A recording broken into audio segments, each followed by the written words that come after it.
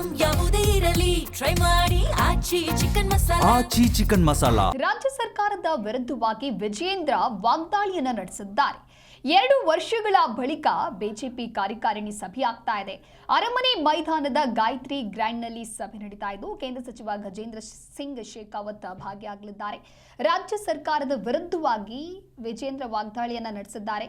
ಯುವ ಜನತೆಯ ಬಗ್ಗೆ ರಾಜ್ಯ ಸರ್ಕಾರಕ್ಕೆ ಯಾವುದೇ ರೀತಿಯಾದಂಥ ಕಾಳಜಿ ಇಲ್ಲ, ಯಾವುದೇ ಸಮುದಾಯ ಅಥವಾ ವರ್ಗದ ಅಭಿವೃದ್ಧಿಯೇ ಆಗ್ತಾ ಇಲ್ಲ, ಆಡಳಿತ ಪಕ್ಷದ ಶಾಸಕರೇ ದಂಗೆ ಏಳುವಂತಹ ಪರಿಸ್ಥಿತಿ ಇದೆ ಅಂತ ಹೇಳಿ ವಿಜಯೇಂದ್ರ ಈ ರೀತಿಯಾಗಿ ಸರ್ಕಾರದ ವಿರುದ್ಧ ವಾಗ್ದಾಳಿಯನ್ನು ನಡೆಸಿದ್ದಾರೆ. ಒಂದು ಕಡೆ ನೀವು ಕೂಡ ದೃಶ್ಯದಲ್ಲಿ ಗಮನಿಸ್ತಾ ಇರಬಹುದು, ಬಿಜೆಪಿ ಕಾರ್ಯಕಾರಿಣಿ ಸಭೆ ನಡೀತಾ ಇದ್ದು ರಾಜ್ಯ ಸರ್ಕಾರದ ವಿರುದ್ಧವಾಗಿ ವಿಜಯೇಂದ್ರ ಈ ರೀತಿಯಾಗಿ ಆಕ್ರೋಶ ವ್ಯಕ್ತಪಡಿಸಿದ್ದಾರೆ.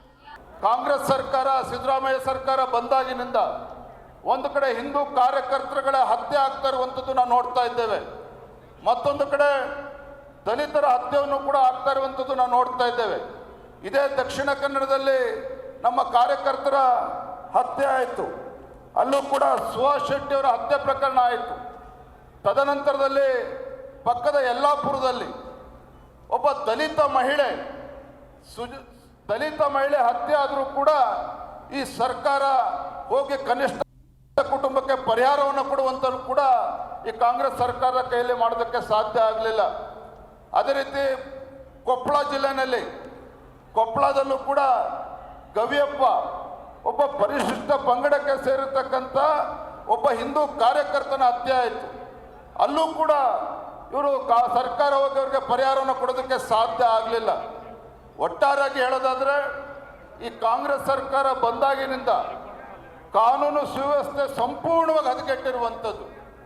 ಯಾವ ಮುಖ್ಯಮಂತ್ರಿಗಳ ತವರು ಜಿಲ್ಲೆ, ಕಾವೇರಿಯ ಉಗಮ ಸ್ಥಳ ಆಗಿರ್ತಕ್ಕಂಥ ಮೈಸೂರು ಇವತ್ತು ಡ್ರಗ್ಗಳಿಗೆ ಉಗಮ ಸ್ಥಳ ಆಗಿರುವಂಥದ್ದು ಇಡೀ ದೇಶದ ಜನ ಇವತ್ತು ನೋಡ್ತಾ ಇದ್ದಾರೆ.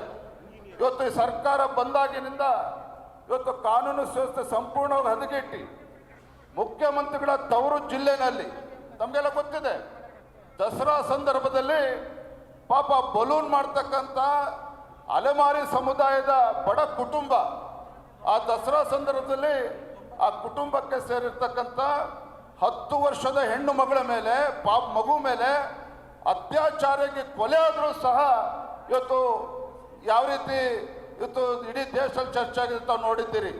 ಈ ರೀತಿ ಕಾಂಗ್ರೆಸ್ ಸರ್ಕಾರ, ಸಿದ್ದರಾಮಯ್ಯ ಸರ್ಕಾರ ಬಂದಾಗಿನಿಂದ ಒಂದು ಕಡೆ ಹಿಂದೂ ಕಾರ್ಯಕರ್ತರುಗಳ ಹತ್ಯೆ ಆಗ್ತಾ ಇರುವಂಥದ್ದು ನಾವು ನೋಡ್ತಾ ಇದ್ದೀವಿ.